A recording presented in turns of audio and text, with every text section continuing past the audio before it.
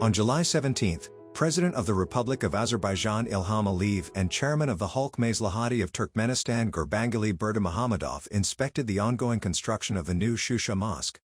Anar Alakbarov, assistant to the President, briefed the President and the Chairman on the progress of the construction.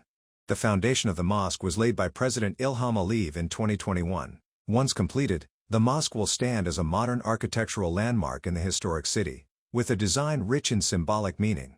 In accordance with President Ilham Aliyev's instructions, the mosque's layout will resemble the number 8, symbolizing Victory Day, the day Shusha was liberated from occupation. The mosque will feature 2 minarets shaped to resemble the number 11, symbolizing the liberation of Shusha and Karabakh in the 11th month of the year. Each minaret will stand 72 meters tall, and the mosque is being built in the upper part of Shusha. The exterior will be decorated with geometric patterns inspired by those found on the minarets of Shusha's historic mosques. Currently, more than 60% of the construction has been completed, with the project expected to be finalized next year.